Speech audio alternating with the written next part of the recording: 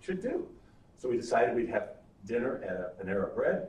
We sat around and we said, what's next? And we figured, well, the world is all right. There will not be another thing that we need to do on elections.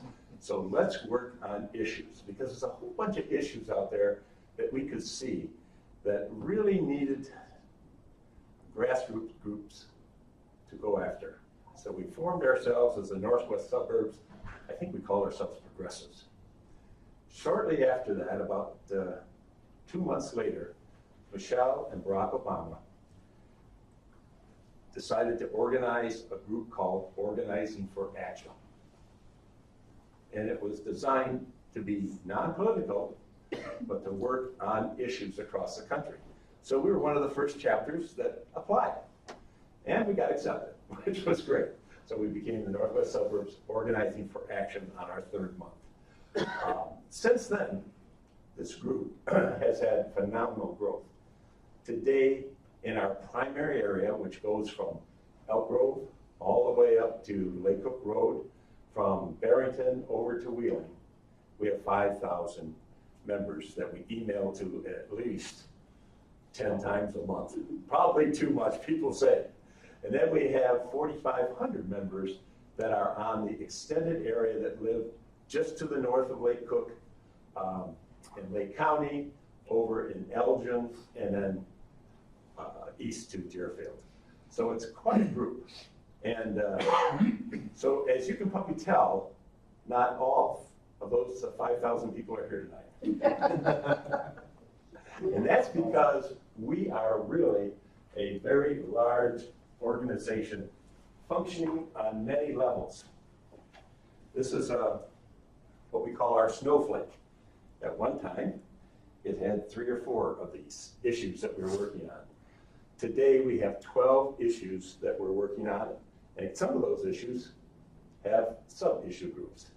Each one of them, every month, meets, works hard to advance some of our best issues. In fact, we have 2 of our leads here today from our Stand With Women group, and they were instrumental in getting the ERA passed last year in Illinois. Nice job, guys. And I go to those meetings because I'm in the minority and it's a lot of fun. The odds are better. That's right. That's right. We have some members here from our fiscal group that meets monthly, and they're kind of a heady group. They talk about the labor statistics. They're constantly looking at online presentations of the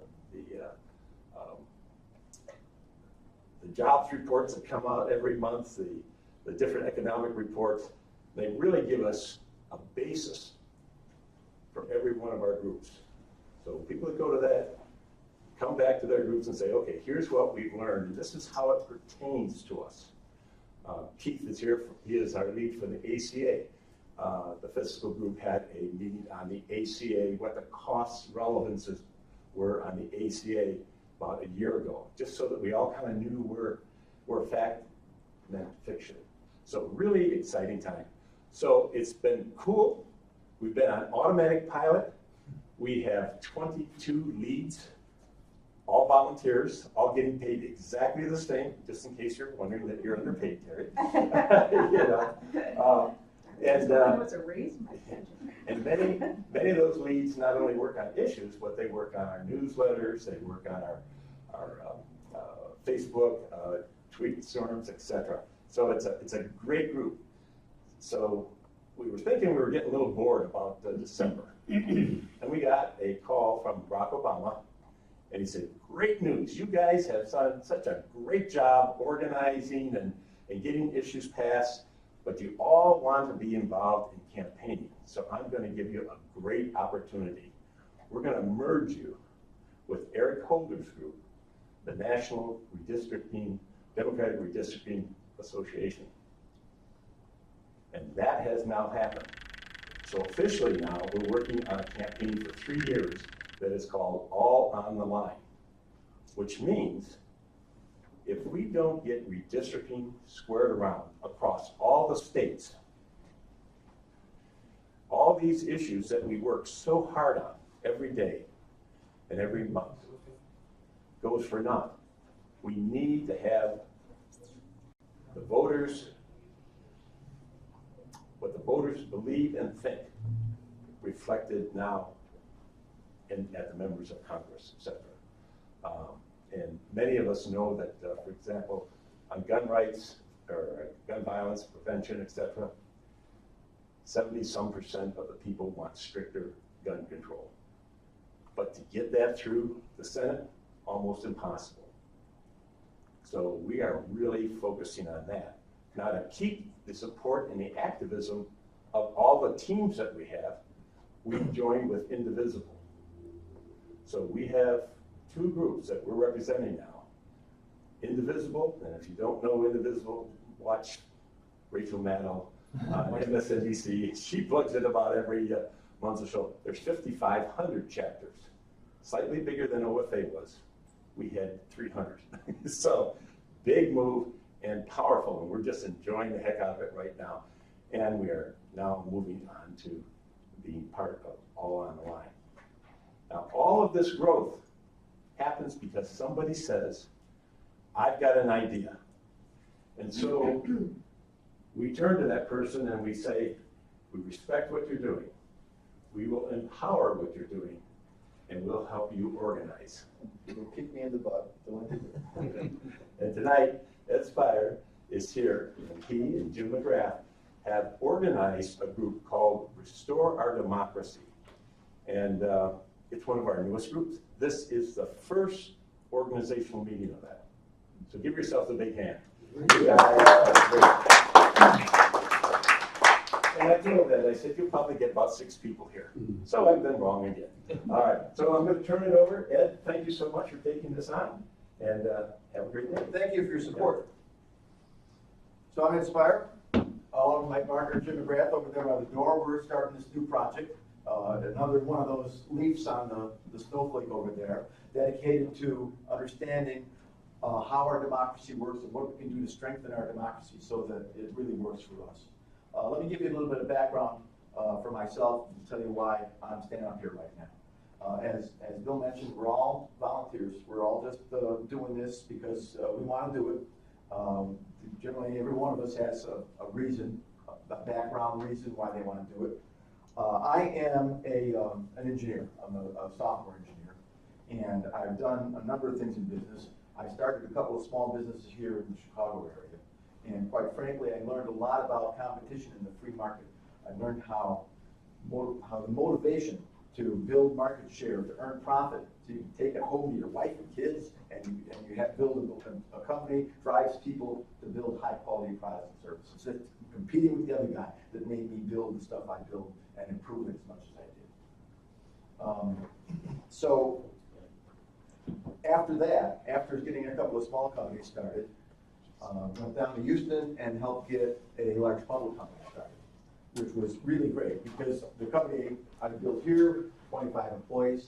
The company we built down in Houston, after we went public, 1,000 employees all across the world.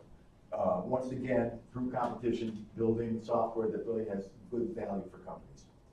And that didn't quite go the way I thought it would go in the long run. You know, we went public, stock market went up, some of us made some money. Stock price goes down, as it tends to do. And eventually the company was taken over by private equity. And when the company's taken over by private equity, they don't really run it the way you'd want to run a competitive company. They kind of take the money out of the company. They sell off parts of things. They load it up with debt and take that debt out as compensation for the investors. It made me move all my jobs to India. I had a couple of hundred software developers in the United States. They all eventually were gone, and the jobs all went to India. And I had to go to India, train them all. I really hated that. And then, of course, when all the jobs were in India, they didn't need me anymore, and they laid me off. So, you know, as I'm getting close to retirement there, I'm thinking about why is it that we have laws and policies that encourage people to do this? This isn't good for our country that they destroyed all those jobs, that they took a company that was employing a lot of people and providing good quality services to business and just destroyed it for their own personal profit. And when I looked at why we have laws that allow us to do that stuff, I found some stuff I didn't like. And I kind of thought I should spend the rest of my retirement trying to change that. So that's why I'm here. And that's why I'm going to tell you today what I learned. So what are we going to talk about today? We're going to talk about what our country's form of government is. We're going to talk about whether that government is working for us the way we think it should. If not, why not? And what we can do about it, what all of us in this room right now can do about it. There's a bunch of organizations working on this stuff. I'll tell you a little bit about them, because you might find you can work with us, but you can also work with another group. I mean, I work with 2 or 3 different groups. We're going to talk about HR 1. HR 1 might be why you're here, because HR 1 is getting a lot of press right now. It's the bill in Congress, and it's focused in this area. So we will talk about that. And when we're done with the presentation, HR 1 is huge. When we're done with the presentation, we can answer questions about that as much as anybody wants. And most importantly, how can we help get this kind of thing implemented? So let's see, what kind of democracy do we have? What kind of country do we have? You know, I'm fond of saying that we have a democracy, and I get into fights with people about that sometimes, you know, especially when the guy who got 3 million less votes than the other guy becomes president, you know? So I kind of say, that's not how democracy should work. And then somebody tells me, that's because we're not a democracy, we're a republic. Well, you know what? That's true. We are a republic, but we're also a democracy, because we're both. All republic really means is not a monarchy, not a dictatorship, not an emperor. The power is vested in the people, not in a crown. That's what the word monarchy means. So we've always been a republic, and our republic is a democracy. In fact, it's not a direct democracy. Direct democracies is where everybody votes on everything. And maybe that works in ancient Greece. Maybe that works in a small little town. Certainly doesn't work in any modern country too big. So we're representative democracy. We elect legislators. I hope we elect them based on what they say their platform is, instead of what their character is or what they look like. And we expect them to legislate on our behalf and do the stuff they said they're going to do. And you know, so that's how our democracy is supposed to work. And the thing is, a lot of people don't feel like that really works. A lot of people feel like these guys are not doing what I want to do. So do we get the laws and policies for our legislative body? I sure don't think we do, or else I wouldn't have had those private investors take my company apart and ruin it. But you know, just because a lot of people feel that way, remember, I'm an engineer. Engineers don't go on feelings. Engineers measure stuff. Because if you measure something, then you know how good or bad it is. And if you make some changes, you can go measure it again and see if what you changed made it better or worse, instead of just going on feelings. So how can we measure whether our government is working for us or not? Well, we can measure what our people want. We have professionals who do this all the time, and you know, there might be some bias one way or another, but when you average these polls together, you get a pretty clear picture of what our people want. So we can measure what we want, and we can measure what they do. That's easy. You can measure what Congress does. So you could make that measurement and see if our government is doing what we want. And believe it or not, Princeton University did that study. They did that study. Here's a video that's going to show you the results of that study. And the results of the study are, Congress doesn't really care what you think. So here's a short video that explains that. Last few years, I've had this sense that everything I learned as a kid about how America's government works is completely wrong. But I had no idea how bad things actually were until I saw this one graph. Researchers at Princeton University looked at more than 20 years worth of data to answer a pretty simple question. Does the government represent the people? Now, this is what they found. This axis here represents public support for any given idea. On the left, at 0%, are ideas that not a single American wants. On the right, at 100%, are ideas that everyone supports. This axis represents the likelihood of Congress passing a law that reflects any of these ideas, from a 0 to a 100% chance. On this graph, an ideal republic would look like this. If 50% of the public supports an idea, there's a 50% chance of it becoming law. If 80% of us support something, there's an 80% chance. You get the idea. Now, most Americans would probably agree that, with a few exceptions, we should be as close to this ideal as possible. Unfortunately, the way America actually works doesn't even come close. Take an idea that nobody supports, literally nobody, and it has about a 30% chance of becoming federal law. Now, take an incredibly popular idea, the most popular idea this country has ever seen, and there's also about a 30% chance of it becoming law. This means that the number of American voters for or against any idea has no impact on the likelihood that Congress will make it law. Put another way, and I'm just going to quote the Princeton study directly here, the preferences of the average American appear to have only a minuscule, near zero, statistically non-significant impact upon public policy. So if you've ever felt like your opinion doesn't matter and that the government doesn't really care what you think, well, you're right. But there's a catch. This flat line only accounts for the bottom 90% of income earners in America. Economic elites, business interests, people who can afford lobbyists, they get their own line. Look at how much closer their line is to the ideal. When they want something, the government is much more likely to do it. And when they don't, they have the power to completely block it from happening, no matter how much the rest of the country supports it. They get what they want, and guess who ends up paying for it? We pay for it with the most expensive healthcare in the world. We pay for it with a tax code that's a complete mess. We pay for it with internet that's slower and more expensive, with wasteful spending, a floundering education system, a catastrophic drug war, and 1 in 5 American children born into poverty. Almost every major issue we face as a nation can be traced back to this graph. How does this happen? Well, just follow the money. Right now, it's perfectly legal to buy political influence in America. Here's how it works. Let's say a big bank wants a law that would force taxpayers to bail them out again if they repeat the exact same reckless behavior that crashed the global economy in 2008. Not exactly the most popular idea with the public, and Congress knows that. That should be the end of it, but that's where the money comes in. It's perfectly legal for our bank to hire a team of lobbyists whose entire job is to make sure that the government gives the bank what it wants. Then those lobbyists can track down members of Congress who regulate banks and help raise a ton of money for their re-election campaigns.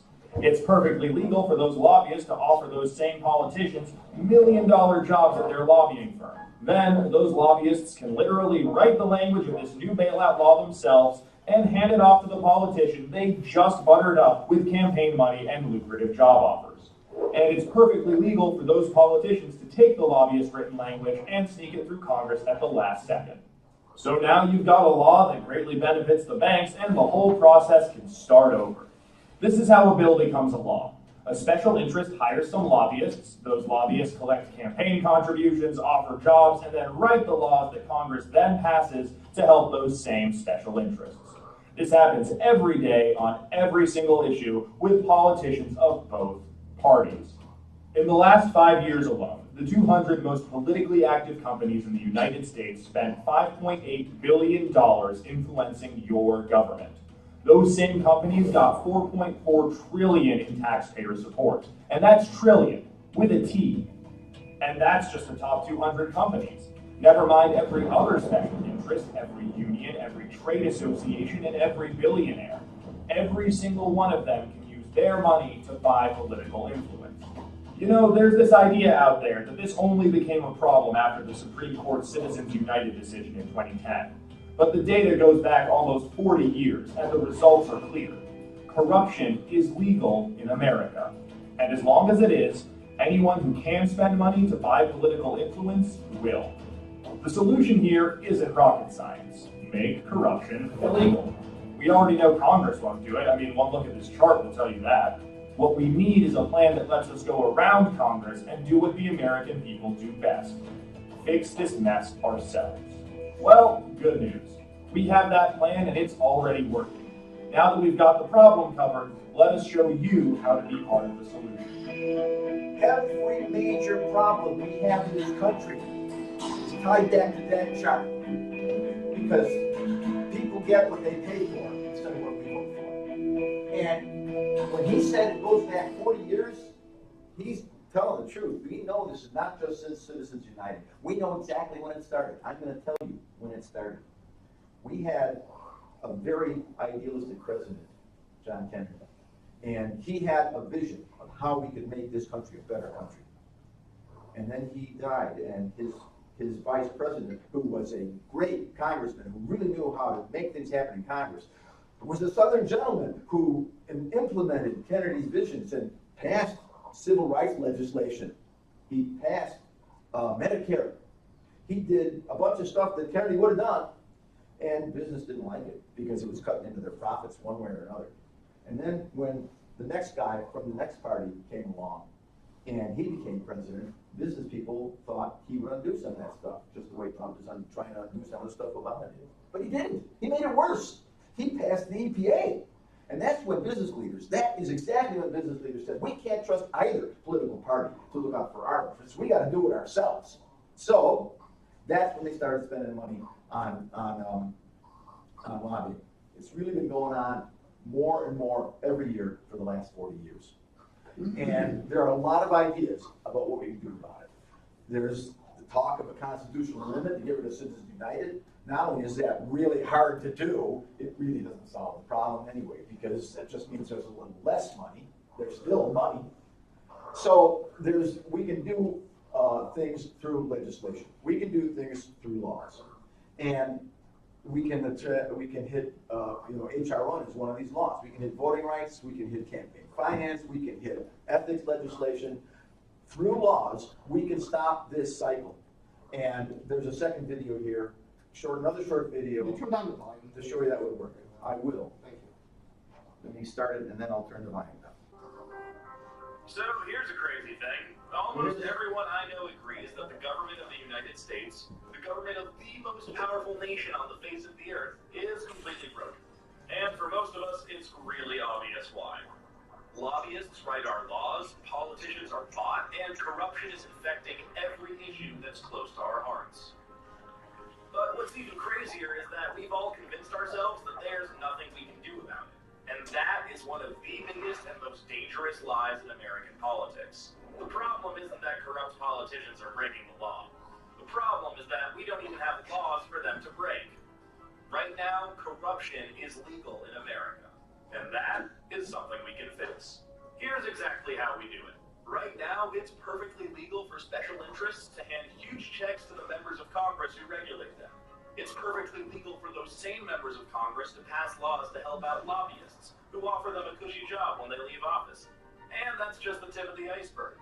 From million-dollar bundlers to the threat of a super PAC smear campaign, there are literally dozens of perfectly legal ways to buy a public official. But that makes the solution pretty obvious. Make corruption illegal. All of it. And that is where the American Anti-Corruption Act comes in.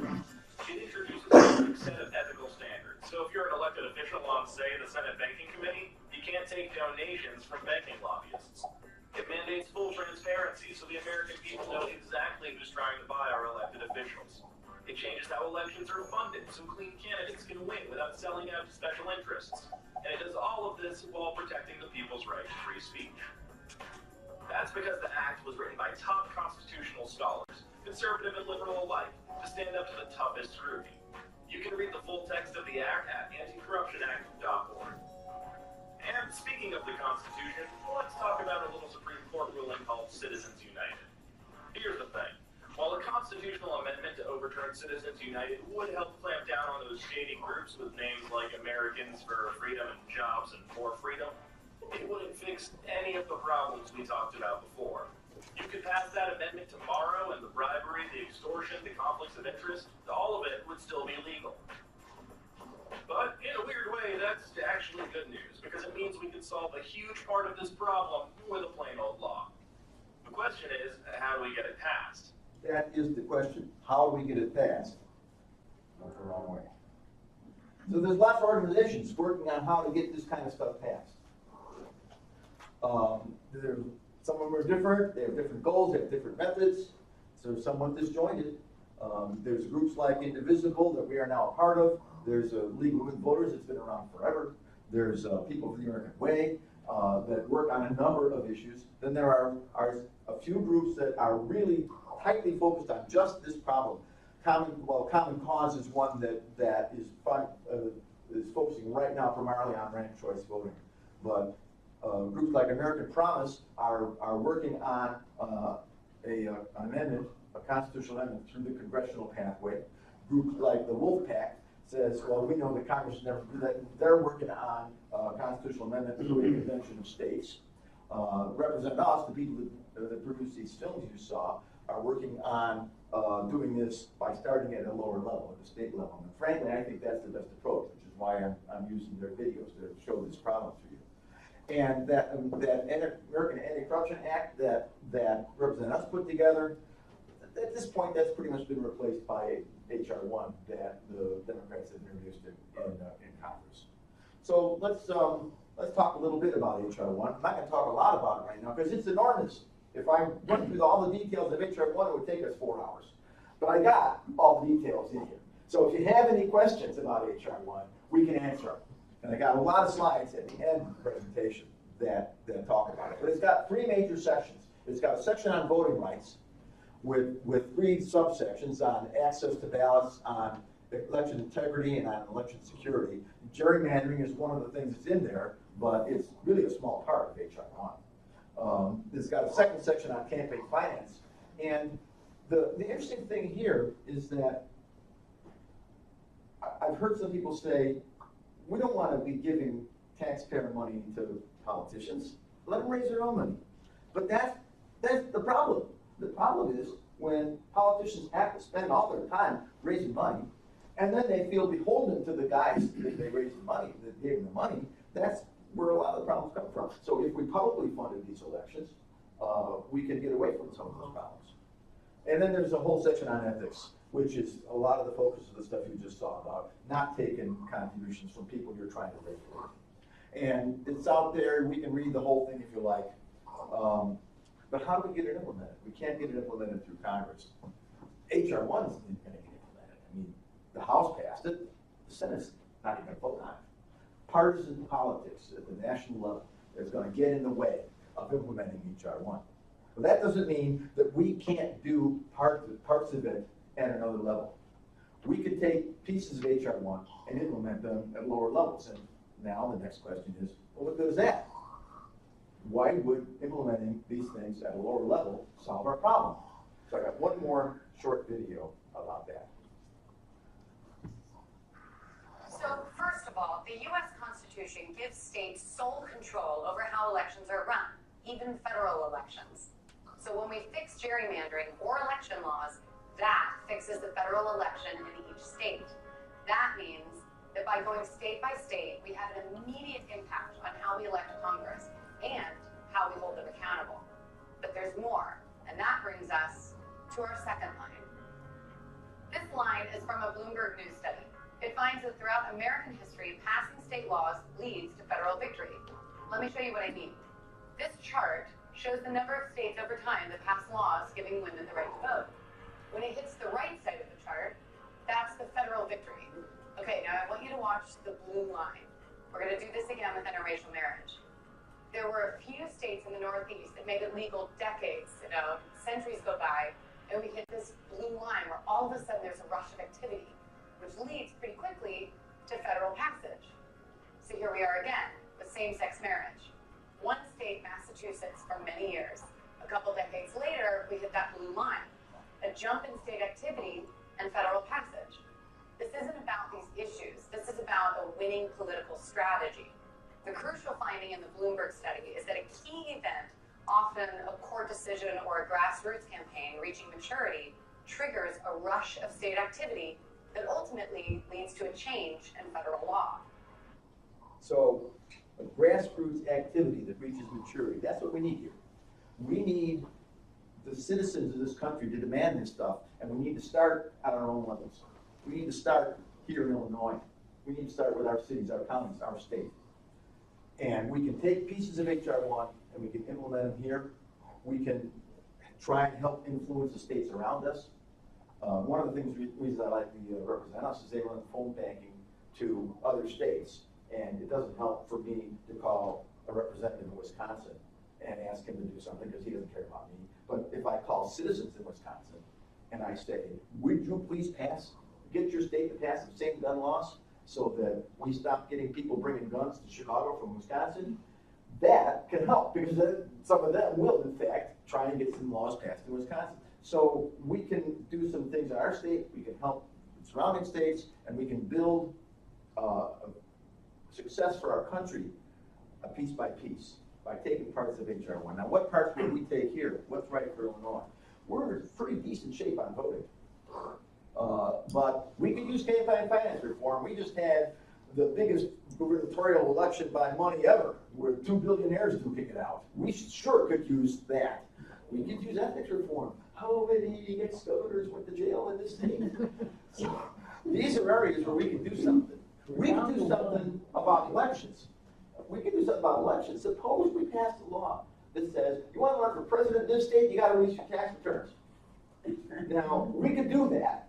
There's some question about it. It might get challenged in court, but we could try that. And any state, any big state that does that is doing something good for the whole country. Because nobody's going to just say, well, I'll forget about Illinois when I run for president. No, they have to release their tax returns, and that would benefit everybody. So there's things we can do, and there's things that we all need to do. And I'm just about done talking. I'm going to let my partner Jim stand up and exhort folks to help us. So the call to action, thanks, Ed. Yeah. So what we're hoping to do tonight, You want to use this? are there other slides? Well, just the call to action stuff. Okay. But just, why don't you run through these things? Well, you talk about it. Okay, so HR 1, as Ed said, has passed the House. McConnell has said he's not even going to put it on the floor. We've got some summary sheets over here that I'd like to hand out, make sure everybody gets one of these things, of what HR 1 is all about, if you don't already know. It covers all of these things. As Ed said, it's a huge bill, but it does a lot of the things that we need, that will solve a lot of these problems. One thing that we would hope to do tonight is have some of you guys sign up to help us, because we do want to do a grassroots effort. One of the things that we're going to probably have to do is call our legislators, our local legislators. We're pretty sure that our legislators in Washington are on our side. Maybe not the ones downstate, maybe not the ones in Wisconsin. But so we need to, as this thing says, spread the word. Talk to your friends. Come in and join us in this effort, because it's feet on the ground. I did a ton of campaigning or canvassing for Sean. As many of us did. And it works. I've called my legislator on some of his gun issues. He's immobile. He only won by about 42 votes. We can change that next time. But we have to do some of this stuff. Yeah, visit them in person. You want to visit in person, I'll go with you. You talk to the guy and say, we need to do something about this. You listen to him. He'll tell you what to do. I've done this on the other side for gun violence, where I was a constituent. And I went in with Sarah Kisdick, and I said, you listen to her. We have to fix this. And she says, oh, here's what you got to do. And I said, yeah, do that. Yeah. So, yeah, I mean, it was pretty exciting. I mean, as you probably know, we got 3 gun bills passed last year. 2 of them by supermajority, so Roner had to sign them. And Pritzker just signed the gun dealer registration bill 2 days after he was inaugurated, which was awesome. It's all in Illinois. Sorry? All in Illinois. Yeah, that's All in Illinois. Yeah. But that is what our grassroots effort can do. One of the things that, if we can get some of these bills proposed in the legislature, and there's things that we can do today, is something called witness slips. I don't know if you guys are familiar with that. Witness slips are super important. One of the things that we've been able to do with some of this gun laws is 2 years ago, the State Rifle Association would outgun us by 10 to 1 and witness slips. Today, we're outrunning them by 3 to 5 to 10 to 1 on every bill. And to make it clear, what a witness slip is a way on the internet where you can tell our state legislature whether you support or oppose a bill. It's tricky because you got to do it at the right time. Just before the bill goes into committee, the window is open for a few days, and then these active groups, like the gun violence group, they'll send out emails and they'll say, now is the time to support this bill. And so then when they get in committee, they'll say, what are the witness slips look? And the guy will say, well, we got 500 no from the NRA, and we usually have about 20 yes from everybody else. We got 2,000 yes from Moms Demand Actions. And they say, oh crap, we better do something about this. Yeah, and we have literally kept some bills from even coming out of committee because of that, which is where we want to be. So again, tonight is our first round on getting everybody interested in HR 1. And I think what we can do as a grassroots group in our organization is decide what we want prioritized, what legislators we can contact as a group, and make sure that we're, because these guys tend to listen. My legislator doesn't. My state legislator, unfortunately, he listens to, well, he listens to some people, I don't know, people that I don't agree with. But what we can do is if now you guys signed up, so what we can do, if you want, we can continue to keep you guys informed of things that come up as witness slips come up. As Ed said, it's time sensitive. It usually would come out today, and it's going to be in committee tomorrow. So we have to. So when you get that email, you have to go to the website and do it. You have to. And it used to take me about 4 or 5 minutes to do a witness slip. And I was in a meeting the other day, Terry was running it, and she said, if you'll actually sign up, which takes about 4 minutes, from there on, you can do a witness slip in about 10 seconds. about 10 seconds. And now. You just don't ever sign out. I can do 3 of them in line at Juba. Yeah, exactly. We're done. Yeah. I do them one for me, then I sign in as Tanya and do one for her. And, but it's really, because when they send the note out, they give you a link. Click the link, a document comes up, scroll down, click proponent, record of witness, click, you're done. So I've been organizing for about 7 years. I had no idea about the power of a witness until about 3 years ago. And it's just amazing. We are literally dropping our comments, how we would like to see the legislature vote, right on their desk, right before they go to bring up a bill.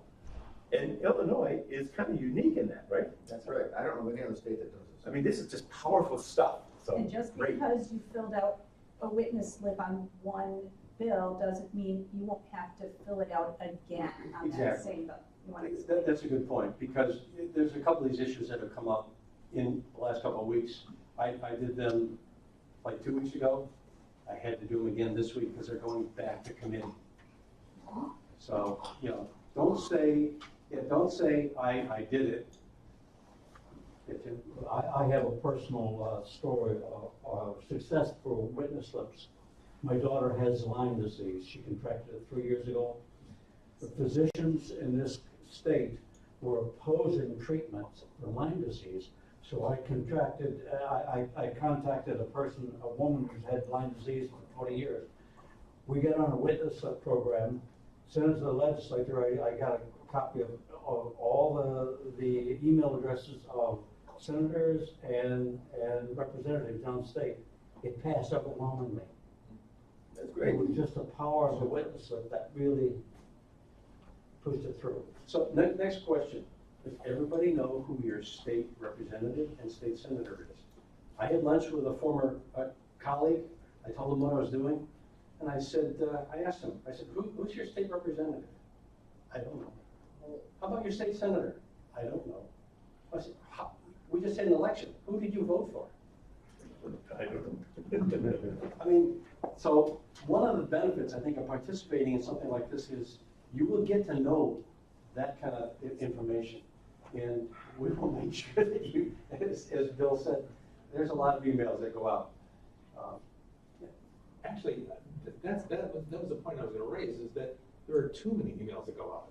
I mean, my Gmail account, frankly, is almost like a dumpster. I mean, it's overwhelmed with, oh my God, we have to vote for this, or donate to this, or donate to that, donate to this, donate. And it's like it's just overwhelming. It becomes just like snow. It's just like a fog. And something really important gets lost in that fog. So that's just a suggestion. Yeah, we can I know probably. you don't control that, but I'm just saying it comes from the national level. from all Yeah, over. I personally, I've had to go through and start unsubscribing to some of these things. I totally understand what you're Yeah, With- that's the thought. With Gmail, Yeah. you can literally tell Gmail that you want to break down your most common people that you talk to, promotions, You can train it really. Yeah, you can train it. Now, the danger of that is a whole bunch of stuff you should be looking at. You might You lose. I think Ed, or Jim, had a question too. Did you have a question, Jim? Did you ask that? He wanted to talk about his Lyme disease. Oh, that's right. I got it. So what we want to do, there's a couple of things we want to do. One is we want to give this presentation far and wide. I want to show this stuff to everybody I can to build grassroots support for ethics legislation, campaign finance reform. Interesting, I walked in tonight, there's other meetings going on here, and the fellow was from the Arlington Heights Chamber of Commerce. And I told him what I was here for, and told him what this presentation was. He said that would be something that they would be interested in seeing. So, I mean, this, we'd love to come to like colleges, political science classes, whatever, high schools. And this is bipartisan. This is not an issue of left or right. Everybody wants to fix this, mostly everybody. Go ahead. Just a thought, I mean, I don't know if anybody has any influence over somebody like Tom Steyer. I mean, I'd love to see, Trump get impeached yesterday. But it ain't gonna happen unless they find literally a smoking gun in a dead body, and, the whole thing. So, until that happens, which probably will someday. But if he could get off the impeachment thing and just promote that video you guys put out, I think it's powerful stuff. I think people can see that and say, yeah, that makes sense, because I thought from day one that too much money in politics, it just corrupts the whole system. That's a good idea. It's a thought, I don't know, That's a good idea, thanks. Now, but what, the other thing I want is I want a small group, maybe 8 people, to come together once a month and help us strategize on what the next steps are. What bills should we get proposed? How do we get them going in Illinois? What should we try and do something at Cook County? Should we try and do something in the city of Chicago? Getting the word out is great. It builds momentum, but I'm looking for a few good women. Looking for a few good men. A few good women or men. That's why I stopped and said a few good women or men to help us build this program. Now, we're interested in other questions. We're interested in other ideas. We have detailed information. If anybody here has any specific questions about HR1, we can answer them probably. If you have any questions about gerrymandering, we've got a few slides that will make gerrymandering clear. If you have any questions about elections, I am deeply involved in suburban clerk elections. I'm an election equipment manager, and I can help people understand all kinds of issues about elections if you have any questions about that. Yeah, there was an email that came out, and I don't remember who wrote it, but gerrymandering hurts both parties equally. Really? Well, I'll tell you why. When they use gerrymandering to make safe districts, in a safe district, it's been put together such that one side's gonna win. Sure. For sure. So that means one candidate has no chance, the other candidate's votes are taken for granted. And when the votes are taken for granted, remember what I said about competition when I started, about how competition brings out quality. Competition, if I have to compete with somebody, I'm gonna build a better product. If I have to compete for your votes, I'm gonna bring up, my party's gonna bring up a better candidate. If my party has fixed things so that they're gonna win no matter what, they can bring up any schmuck. And they do. So gerrymandering hurts us all the way. He's the guy they want tonight. So we see your charts on gerrymandering? Sure. You wanna do those? What's that, I'm sorry? Do the charts on gerrymandering.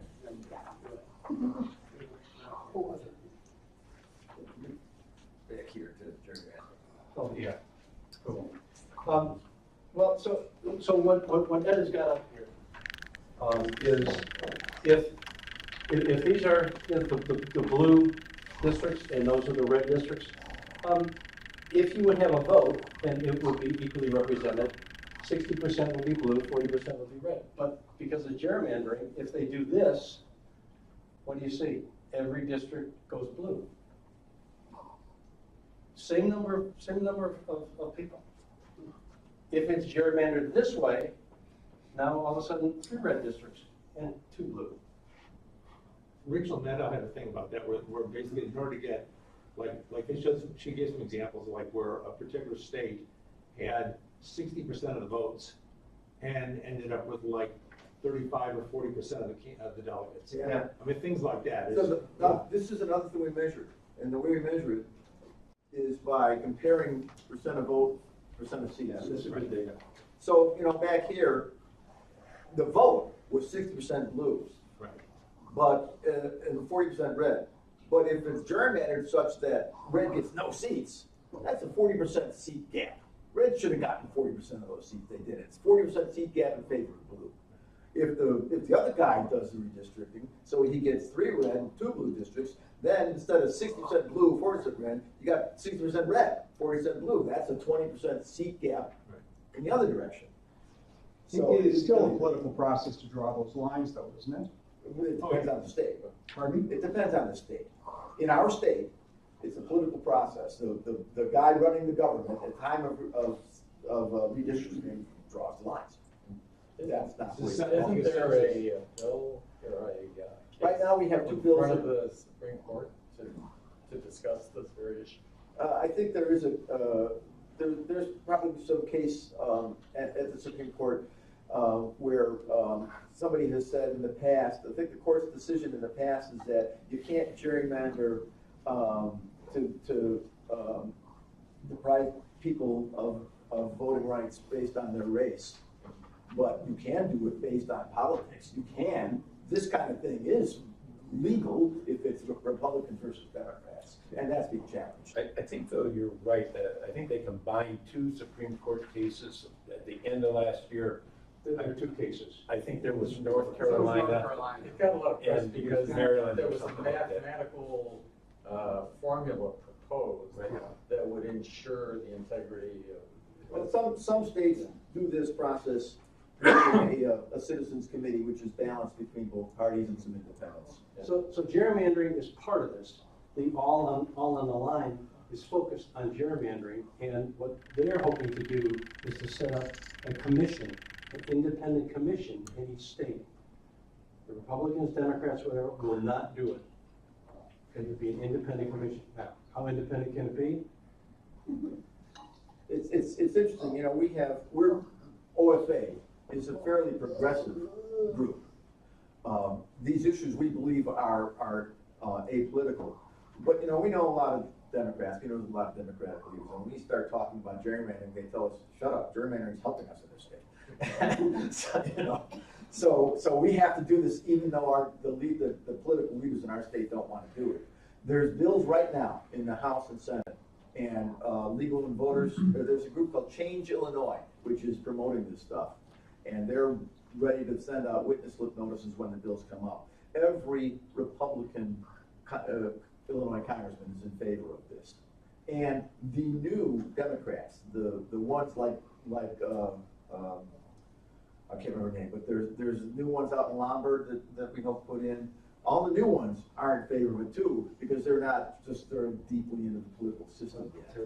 Terra Costa. Right. Is the League of Women Voters, are they tagged in with the fair match stuff? Yes. Okay. Yes, Change And Illinois. yeah, they're totally behind HR1. Yeah. That would be another good group too. An interesting thing is that at the federal level, after the 2018 midterms, the total seat gap in the House of Representatives is very close to 0. The red states are gerrymandered, blue states are gerrymandered, they balance each other out. There's a big California blue state gerrymandered to that direction. Here's a big Texas blue state gerrymandered to the direction. There's New York and Illinois, there's Ohio and North Carolina, there's a clump, it balances out. That still is a problem because it still means that some voters have no chance and other voters are taken for granted. But at the federal level, it balances out. At the state level, that's not true. At the state level, one party has done a much better job. And in fact, the poster child is Wisconsin. Wisconsin had 60% Democratic votes, and the Wisconsin legislature has a supermajority of Yeah. Republicans. That's the kind of, Yes. Now, that data was that just the House in 2018, or was that both? Well, gerrymandering only applies to the House, Okay, all right. because the House they is don't, where they multiple don't, they don't districts. divide up the state. Right. The Senate, Yeah, you get statewide. two senators Right. per state. Statewide. Same thing for the president, it's only the House. Now, in Illinois, it applies to both the House and the Senate, because this is an interesting thing about our country. At the federal level, the House is proportional to population, but the Senate's not. And every state is 2 senators. It used to be kind of like that at state levels too, that the state houses were proportional, but state senators, Chicago would get 1 and Rockford would get 1. It wasn't necessarily proportional to population. And we had a constitutional amendment, a federal constitutional amendment 30 years ago that said state legislators, both houses must be proportional to population. So now even the state senates are proportional to population. They wouldn't do it at the federal level, but they did do it at the state level. Why? Why did they do that? Well, because we have this idea that this country is a democracy, and it should be 1 vote per person. 1 person, every person's vote should count the same. So there are some times when our people demand that, our politicians say, yes, we should be doing that, and we'll put in some policies, some laws that make that happen. And then there's other times that it doesn't happen.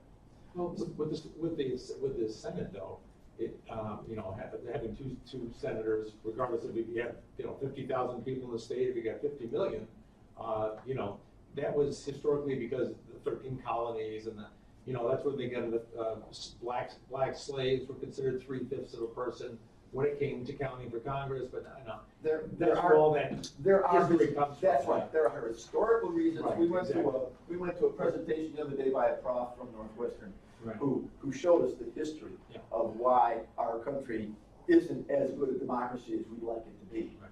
But that was 200 years ago. 200 years ago, the population was spread out much more. There wasn't as much concentration. Over 200 years, we started out 80% or rural, 80% of the population on farms. Now, 80% of the population is urban.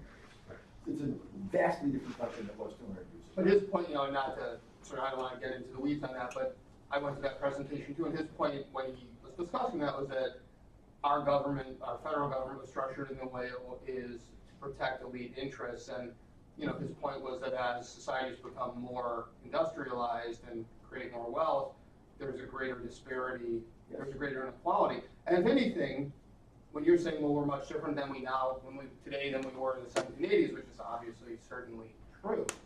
But in a sense, whatever the founders were looking to protect back then, the interests of the elites, is more relevant today because there's more wealth in the country. There's a bigger divergence between the elites and right. the rest. And if anything, the idea that because we're more technologically advanced than we were in the 1780s, that somehow, at least in the eyes of elites, that should be a basis for reform, I think exactly the opposite is true. That's fine, but the point is that there are some structural things in our country, like the fact that each state gets 2 senators. And the electoral college. And the college is based on that. The These electoral are some college is structural based, problems that are difficult to fix because it would require amending the Constitution, and we try and find other ways around it. Did you see what New Mexico did this week? What's that?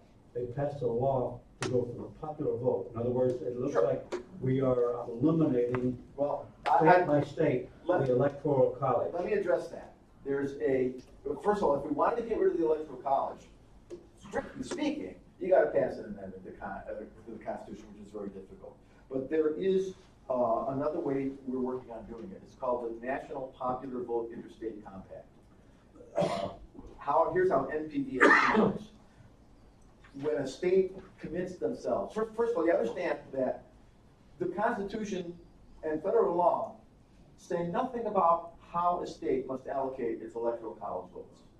They can allocate it proportionally, they can give them all to the majority winner in the state, it's up to the state.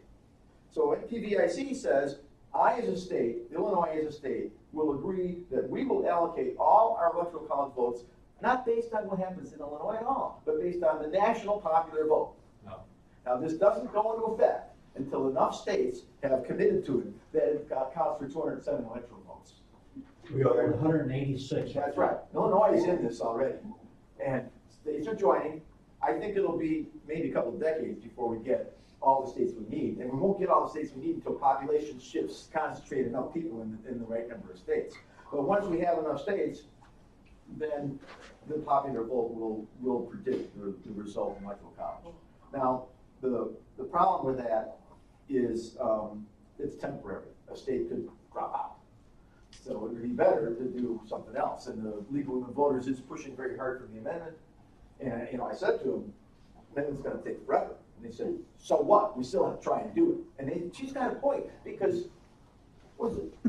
how long ago did we pass the ERA? Did we propose the ERA as a constitutional amendment? It was a long time ago. 70s. And just now, we're one state short. Last year, Illinois finally ratified the ERA. We need one more state. So it took 50 years to ratify this thing. And nobody thought the ERA was passed and all said and done. Oh, no. Yeah. So We knew it was. maybe, I think the majority of the population thinks it's all done. maybe it'll take 50 years to amend the Constitution to get rid of the electoral college. It means you better start now.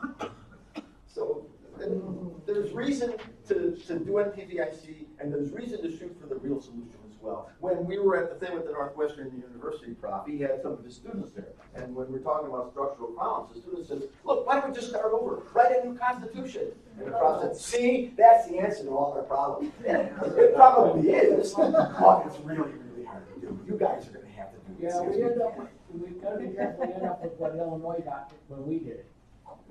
Well, we'll be smarter. What else you guys want to talk about? You got any other questions? Yeah. Yeah, I got a question. How does this affect or can be used for local elections? We got a local election in about 2 weeks. I know. And there's a bunch of things that need to be fixed around local elections. Well, so what parts of this would filter into that? I would think that almost any part of HR 1, you could split it off and take it to almost any governmental body and say, shouldn't we have a law around ethics so that if you're regulating the banking industry in our city, that you can't take donations from bankers? Illinois ain't ready for ethics. It ain't ready for gun control. It just passed it. So I would think that, and some of these groups are starting at whatever level they can start at. We just recently had a non-binding ethics thing passed at the Cook County Board level. But you know, the more we can do at whatever level we can do it, the better off we're going to be. Yeah, but local elections, I think we all need to try to understand. It's very hard for them, the candidates, I think, to get their information out. So you have to dig for it. So League of Women Voters tries to have these candidate forums. So my wife is very active in that. We had one of the forums of the 5 candidates, 2 of them are incumbent and they refuse to show. I mean, when we have these forums, if they're a candidate, if you want to be on the ballot, that should be part of it. You have to come and tell the people what your opinions are. You have to answer questions. But one of the things too is like in April, we'll have a local election. In November, we just had a general election. Here in town, we had about 64% turnout in November. That's pretty good. That's great. Yeah. On April 2nd, we'll have a 10% turnout. So why can't we put those together? I mean, why can't we have a local at the same time the general shows up? I mean, it's. That was put into the state constitution for that very reason. What was put in the state constitution? Separating the municipal and.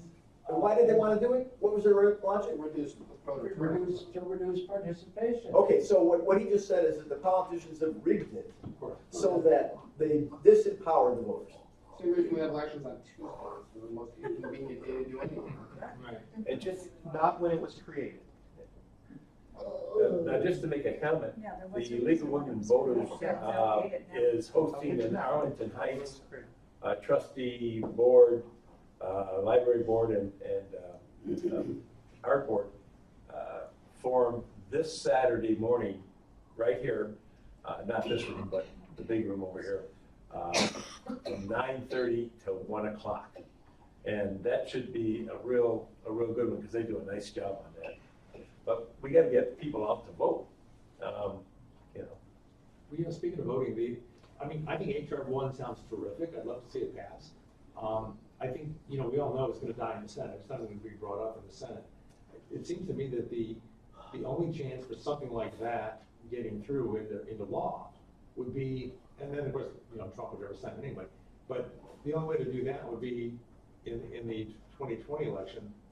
Hopefully, there'll be another groundswell and we can flip the Senate, but, you know.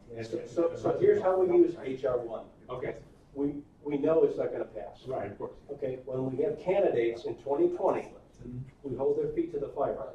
Right. Make sure they know about it, Right. we ask questions on it, and make sure they are supporting it. We can't do anything until 2020. We Vote them out, I mean, vote. You're selling that idea, actually, and I'll say this very briefly. I mean, in a sense, it's not a bad idea to stand by or to present doom legislation. I mean, the model could be, and I don't mean this in an obnoxious way, is the way that people who are against abortion have sort of demagogued that issue. You know, states like North Carolina will pass anti-abortion laws, they know will never stand up in court, all these things, and they're not doing it because they really think they're going to win in the near term. They're doing it because they know that the more they can pressure politicians by constantly raising the issue and passing statutes that will just be struck down and making politicians address it. By doing this, they keep the issue alive, they keep it building, they keep the pressure on, so that maybe someday in the future they will make abortion illegal, right? And that's maybe the model here. I mean, if you want to succeed here, it's not just going to be, we want to do this because we think we're really going to win in 90 days. I think you want to do this because you think you're going to win in 20 years. I think there's more to that. I think this is the Democratic Party saying, here's what you would get if you put Democrats in power. And as Jim was saying, we can use that. We can use that on both sides. We can say, are you going to support this kind of stuff? Because we all want it, and if you don't support it, we're not going to vote for you. And then you're going to get candidates that'll support this. And what do we need? We got the House. We need the Senate by 60 votes so we can break a filibuster, and we need the presidency. If you get those three things, we can do what we want to do. That's how we got Obamacare, because we had that stuff for a year or a little less. And so when we had it for a year, we were able to do something. And the thing we did that time was Obamacare. The thing we do next time we get that will probably be this, because that's where we say we're putting our weight. So does everybody know what HR 1 is? I mean, I know a lot of people are talking about it. We were at a meeting the other day, and there were a lot of people telling us what it was about, and they were 50% right or 50% wrong. And I started wondering, well, do I actually know what all the pieces are? Well, like I said, there's a million slides here about it. It's a huge bill. This is the first part of it. Title 1 is election access as part of election integrity. You can see there's registration modernization, access to voting rights for individuals with disabilities, prohibiting deceptive practices, promoting accuracy, making sure we do provisional ballots properly, making sure that early voting is available, making sure that voting by mail is available, making sure your uniformed service members have a chance to vote. It just goes on and on and on. And frankly, in Illinois, we're in halfway decent shape on this stuff. We've got early voting, we've got vote by mail for no excuse. You can register to vote on election day if you haven't registered first. There's very few states that allow this stuff. The second one, election integrity, has more to do with making sure that people have the right to vote. Native Americans, people who live in the District of Columbia, or the territories, and this is where the redistricting stuff is. All the stuff involved with killing gerrymandering. And then that one down there, that's essentially getting rid of cross-checks, so that they can't just kick people off the voting rolls whenever they want to. They can get registered again. You know, in some states, they'll purge you off the voting rolls. You won't know you've been purged till you go to vote. By the time you go to vote, it's too late. You can't register that. So that's So they threaten you with criminal action. Yeah, exactly. Security, grants for new equipment, grants for a better way of auditing your stuff, your elections, guidance for security measures. There's a lot of stuff in here. Once again, in Cook County, we're not in terrible shape in this area. In fact, you know those old touch screens with the paper rolls? Yeah. This is the last time you'll ever see them. They're gonna be, the next time we vote, we have new equipment. New touch screens, new style paper ballots, and the touch screens create a paper ballot that then gets scanned. So everything goes through the scanner eventually. There's once again, in Illinois and in Cook County specifically, we're in really good shape on this kind of stuff. But, what did I do now? See this thing down here about hacking? Let me say something about hacking, because our state kind of has a bad reputation in this area. Because the federal government says that there was one state where somebody from the northern part of Asia was able to penetrate the voter rolls and look at the hack the voter registration database. That's in this state, Illinois. So to be clear about what happened there, every county maintains their own voter registration database. There's a roll-up of that to the State Board of Election Commissioners, which is just a summary of all the voting registration from across the state. That it's there so that people can easily check their registration. But that state database is not used for elections. The databases that are used for elections are the ones at the county level. The ones at the county level weren't effective. Whoever that was that penetrated our database at the state level could have wiped it out completely, and it wouldn't have made any difference to our election. You could have reloaded it the next day. Pardon me? You could have reloaded it the next day. Doesn't matter. It really meant nothing, because the election system in the U.S. is so distributed. Every county runs its own election. And there's thousands of counties. There's thousands of registration databases. There's thousands of vote tabulating systems. Some of them are manual, some of them are using old equipment, some are using new equipment. It's so diverse that it's very hard to hack it in any meaningful way. So I don't worry about this stuff that much. I know a lot of people do. As you remember, I'm a software engineer, so I know about computers. I know what it takes to hack them. I see people play a video that says, "Look how easy it is to hack this machine, this voting machine." I look at the video and I see that there's a voting machine and there's a laptop sitting next to it. There's a wire between the laptop and the voting machine. And they say, "Yeah, if you have physical access to the voting machine and you can plug a wire into it, you can put it to it, yes, but you know what? You can't do that in the polling place." In the polling place, when we close the polling place down and we are getting the votes tabulated, we take thumb drives out of the voting machines. It's just an ordinary USB thumb drive. And you stick them in a special machine and it tabulates the vote and sends it downtown over the wire. That's where it's possibly at risk, though, when you're conglomerating it. You know? Well, let me tell you. Okay. I could take that thumb drive and stick it in my laptop and change the votes. And the reason I don't is because the other election judges and the poll watchers would call the cops and have me thrown in jail. The thing is, if your election judges are all crooked, then they can do whatever they want. But they aren't. We have judges from both parties. We watch one another. We work together. We trust one another. But we also make sure that no one's doing anything funny. Now, when the poll closes and we take those data cartridges and we stick them in this machine that sends the data downtown, it prints a report in the polling place of all the vote totals in the polling place. And anybody who's authorized to be there at the end, that is any poll watcher, an election judge, can have a copy of that. And people take them, and then they look in the Tribune the next day, and they see that though we just spent all day working at the polling place, we got a good sound vote, these are the numbers, I want to make sure nobody fooled with. I look in the Tribune the next day and make sure the numbers are the same. So you can't do it. You can't do something downstate. We would see it and we would complain. So our election system is a lot more secure than it's made out to be in the press. And I hate it when I find people who have doubts about our elections. There's still some precincts where some funny business happens, more in Chicago than here. When I was in training for election equipment manager, the head guy, who's an African fellow, says he's got a couple of guys that are ex-cops, and he says, "When I'm sending election judges down to Cicero, I send Earl because he got a gun."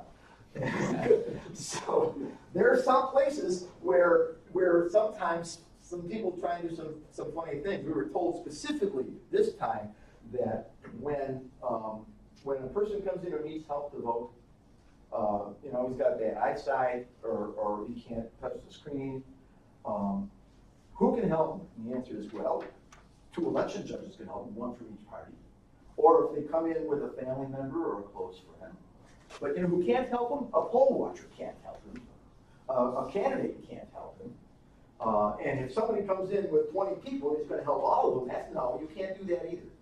What happened in Georgia was Stacey Abrams, who lost that election, down there, and widespread accusations of election fraud. I don't find out specifically what happened there. I don't know. I'm not familiar with that case. Well, the main thing was that the guy, the Secretary of State, was the guy running for governor. Yeah.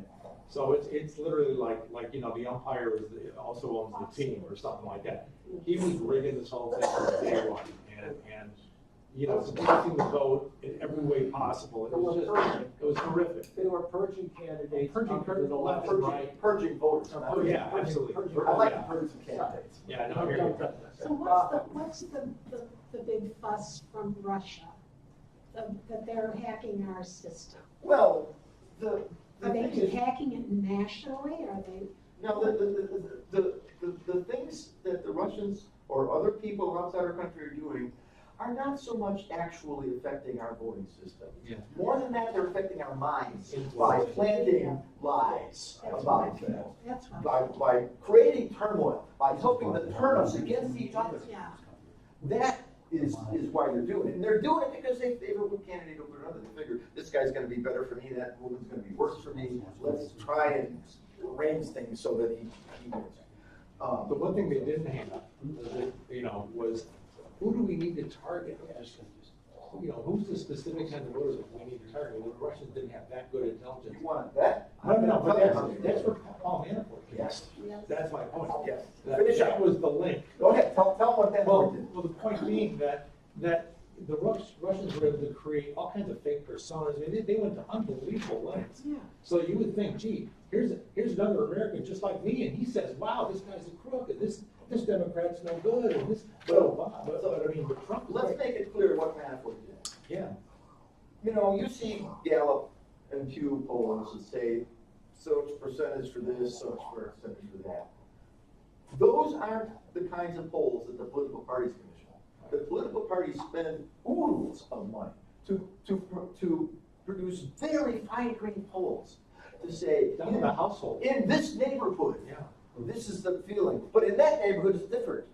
That right down to almost personal levels, and they're not just polling, but they're buying data from Facebook, and they're buying all the data they need to really figure out how to run their campaign at a very, very fine level. They guard that data very closely because they don't want their political opponents to have it. Manafort gave that data to the Russians. Manafort gave the Russians the detailed data on our political research, our party's political research, so that they would know exactly how to target our country and to run things in one neighborhood one way and run things in another neighborhood the other way. That is treason. Yeah. Man, That was the critical part. That was the nexus of the. we're way off topic, but that's fine with me. I don't know. So I'm just, so I think we're getting around to where we're going to close. We are? We are, two things that I'd like to ask. One we brought up is if you guys have any ideas of other organizations or places that we can do this presentation. As Ed pointed out, it's nonpartisan, it's very educational. So this can go from high school all up to retirement homes. Everybody should know about it. And the other one is we need a few good people to help us out. We really do. So you guys all signed up. We'll let you guys know when we're going to hold the meeting. Hopefully some of you will come and help us out. Well, how many people you got so far? 2. All right. So I guess there's an opportunity. But if you have an opportunity down there, please do. We've listed all the areas of interest for OFA. So if you're interested in some other areas besides this one, you can check that off. We've got summaries of HR1 you can take with you.